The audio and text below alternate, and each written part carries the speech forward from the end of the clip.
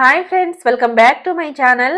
ఈ రోజు వీడియో వచ్చేసి క్యారెట్ రస్మలైని అయితే చూపించబోతున్నాను. మంచి క్రీమీ టెక్స్చర్ తో చాలా టేస్టీగా అయితే ఉంటుంది. అలాగే చాలా తక్కువ ఇంగ్రీడియంట్స్ తోటి చాలా ఈజీగా అయితే ప్రిపేర్ చేసుకోవచ్చండి. ఇక లేట్ చేయకుండా ఎంతో టేస్టీగా ఉండే క్యారెట్ రస్మలైని ఏ విధంగా చేసుకోవాలో ఇప్పుడు మనం చూసేద్దాం. ముందుగా ఈ స్వీట్ చేయడానికి ఇలాంటి రెడ్ కలర్ లో ఉన్న క్యారెట్స్ అయితే తీసుకోండి. ఈ క్యారెట్ లో వాటర్ లెవెల్ తక్కువగా ఉండి నార్మల్ క్యారెట్ కంటే స్వీట్ గా అయితే ఉంటాయండి. కాబట్టి ఖచ్చితంగా ఇలాంటి క్యారెట్స్ అయితే యూజ్ చేయండి. ఈ రెడ్ క్యారెట్స్ ని శుభ్రంగా కడిగి ఇలా చిన్న చిన్న ముక్కలుగా కట్ చేసి ఒక మిక్సీ జార్ లోకి అయితే వేసుకోండి. ఇప్పుడు దీంట్లోకి 2 లేదా 3 స్పూన్ల వరకు షుగర్ ని అయితే వేసుకోవాలి. మీరు తినే స్వీట్నెస్ ని బట్టి వేసుకోండి. అలాగే పావు కప్పు కంటే కొంచెం తక్కువగా పాలను యాడ్ చేసి స్మూత్ పేస్ట్ లా అయితే గ్రైండ్ చేసుకోండి. చూడండి, ఇక్కడ చూపించిన విధంగా అయితే మెత్తగా అయితే గ్రైండ్ చేసుకోండి.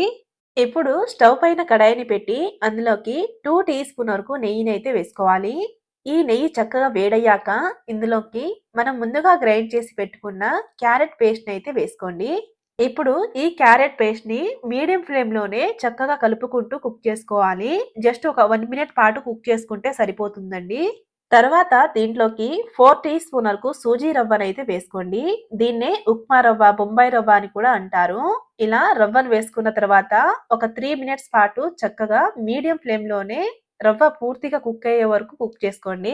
ఇలా రవ్వ చక్కగా కుక్ అయ్యాక ఇందులోకి 1 టీ స్పూన్ వరకు నెయ్యి వేసి మళ్ళీ ఒక 2 నిమిషాల పాటు అయితే చక్కగా కుక్ చేసుకోండి. ఇక్కడ చూపించిన విధంగా పాన్ నుంచి సపరేట్ అయ్యి ఇలా ముద్దలా అయ్యే వరకు చక్కగా కుక్ చేసుకున్న తర్వాత స్టవ్ ఆఫ్ చేసి ఒక బౌల్లోకి అయితే వేసేసుకోండి. ఇప్పుడు దీన్ని కొంచెం వేడిగా ఉన్నప్పుడే ఇలా చేత్తో చక్కగా కలిపి ఇక్కడ చూపించిన విధంగా అయితే రౌండ్ ముద్దలా అయితే చేసుకోవాలి. ఇదే విధంగా మిగిలిన వాటిని కూడా చేసి పక్కనైతే పెట్టేసుకోండి. ఇప్పుడు స్టవ్ పైన ఉన్న కడాయిలోకి 3 కప్పుల వరకు చిక్కటి పాలనైతే వేసుకోండి. ఇక్కడ నేను ముందే కాచిన పాలనైతే వేసుకున్నాను. ఇలా పాలు మరగడం స్టార్ట్ అయ్యాక మంటను లో టు మీడియం ఫ్లేమ్ కి చేసి చక్కగా కలుపుకుంటూ మధ్య మధ్యలో కలుపుకుంటూ కుక్ చేసుకోవాలండి. ఈ పాలనేది ఎక్కడ అడుగు మాడకుండా ఇలా ఎడ్జెస్ ని గీరుకుంటూ చక్కగా లో ఫ్లేమ్ లోనే మరిగించుకోండి. కొద్దిసేపటి తర్వాత పాలు ఇలా మరిగి సగానికి వచ్చాక ఇందులోకి 2 యాలకులను అయితే వేసుకోండి. అలాగే కొద్దిగా ఎల్లో ఫుడ్ కలర్ అయితే వేసుకుంటున్నానండి. మీకు కనుక ఫుడ్ కలర్ వేయడం ఇష్టం లేకపోతే కొద్దిగా కుంకుమ పువ్వునన్నా వేసుకోవచ్చు. ఇలా వీటిని వేసి కొద్దిసేపు అలా కలుపుతూ ఉండగా 3 కప్పుల పాలు వచ్చేసి 1 కప్పు వరకు అయితే అవుతుందండి. అప్పుడు ఇందులోకి 4 లేదా 5 టేబుల్ స్పూన్ల వరకు కండెన్స్డ్ మిల్క్ అయితే వేసుకోండి. మీరు తినే స్వీట్నెస్ ని బట్టి యాడ్ చేసుకోండి దీన్నైతే.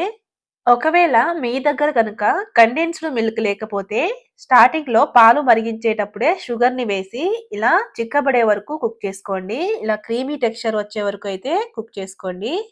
కండెన్స్డ్ మిల్క్ ని వేసిన తర్వాత ఒకసారి బాగా కలుపుకున్నాక స్టవ్ ఆఫ్ చేసి ఈ మలాయిని వేరొక బౌల్లోకి అయితే వేసేసుకోండి.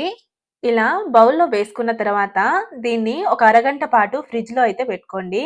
ఫ్రిడ్జ్ నుంచి తీసాక ఇలా మనం ముందుగా ప్రిపేర్ చేసి పెట్టుకున్న క్యారెట్ రసగుల్లాని అయితే వేసేసుకోండి. ఈ మలాయిని ఫ్రిడ్జ్ లో ఉంచడం వల్ల ఇంకొంచెం క్రీమీగా థిక్గా అయ్యి కూల్ గా చాలా బాగుంటుందండి. అలాగే పైనుంచి కొద్దిగా డ్రై ఫ్రూట్స్ ని గార్నిష్ చేసుకుని తింటే టేస్ట్ అయితే ఇంకా బాగుంటుంది. తప్పకుండా ట్రై చేయండి. అంతేనండి, ఎంతో టేస్టీగా ఉండే క్యారెట్ రసమలై అయితే రెడీ అయింది. ఈ వీడియో కనుక మీకు నచ్చినట్టయితే లైక్ చేసి సబ్స్క్రైబ్ చేసుకోండి.